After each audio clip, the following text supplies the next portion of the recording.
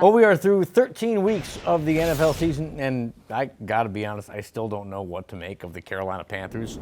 Like, some weeks they're good, some weeks they're bad. They get blown out by the Saints. It's weird. To help make sense of the situation, we reached out to an out-of-town friend. He spent 7 years in the NFL. Now you can watch him on Good Morning Football. Manti Te'o, how you doing? I'm doing good, brother. How you doing? It's good to see you. It's good to see you. Happy holidays to you. I got to ask you, we're going to start off with the tough questions here.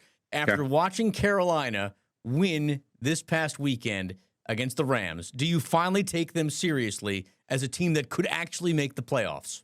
You know, it's so funny on our show, myself and Kyle Brandt, and I think Jamie Erdahl as well. We've been speaking about the Panthers from the preseason. And the reason why we like them is a lot to do with how Dave Canales has really helped Bryce Young flourish so far after a rough start to his career, his first 2 years. But you start to see him develop into the quarterback that we were used to seeing him play and be at Alabama. So we like what we've been seeing. I think from our point here at GMFB, we're not surprised at the development, not only at the QB position, but across the board. I think to our point, to our conversation that we're having off air, a little bit consistency in their playing style would help them a lot tremendously in the past few weeks. But I think if you're a Carolina Panthers fan, you couldn't be more happy. Here's a question that I think every Panther fan is asking. Why can't they play that way all the time? Why is it 1 week they can beat the Rams and then the next week they lose to the Saints? What is the big problem with this team?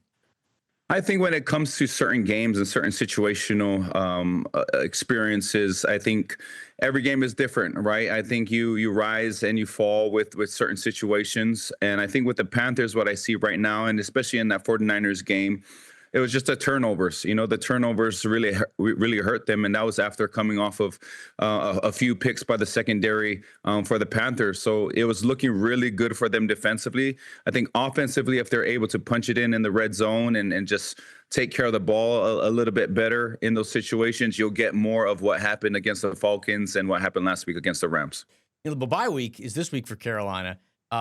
Is this a good time for the bye week to happen, or is it a bad time because they're coming off an emotional win? But on the other hand, they're tired. This is week 14. Right. I mean, they've got to be exhausted at this point. Well, I think as a former player, there isn't any bye week that isn't accepted with open arms. And I think that's just the case with the Panthers. You know, we love the bye week. We actually had Mike Jackson on our show today, and he just seems locked in. You'd think that the way that where his mentality is at right now, you'd think that he'd be playing on Sunday. So it just goes to, again, the culture that Dave Canales has instilled over there in Carolina.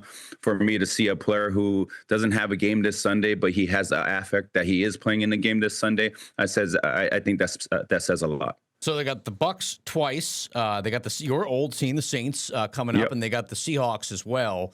Of those 4 remaining games, how do you see them going? And if, based on what you say they do they make the playoffs? Well, I think, honestly, if they can shore up some of the inconsistencies, right, you could easily look at this schedule and say, okay, you have a Bucs team that has been leading this division for the past few years. You have a Saints team that's hurting, and you have one of the better teams in the NFC in the Seattle Seahawks. But the way that the Carolina Panthers have played, where they'll come in and they'll beat a Seattle Seahawks, and to your point, they'll play a Saints team and lose. And so I think it all has to do with the Carolina Panthers. And I think that's what Dave Canales is preaching in that locker room is, hey, this is on us. It's up to us. If we play our best brand of football, look what just happened last week. If we don't play our best brand of football, look what happened previous week. So it's all in the Panthers' hand, the ball in their court, and I think they'll play the ball just right.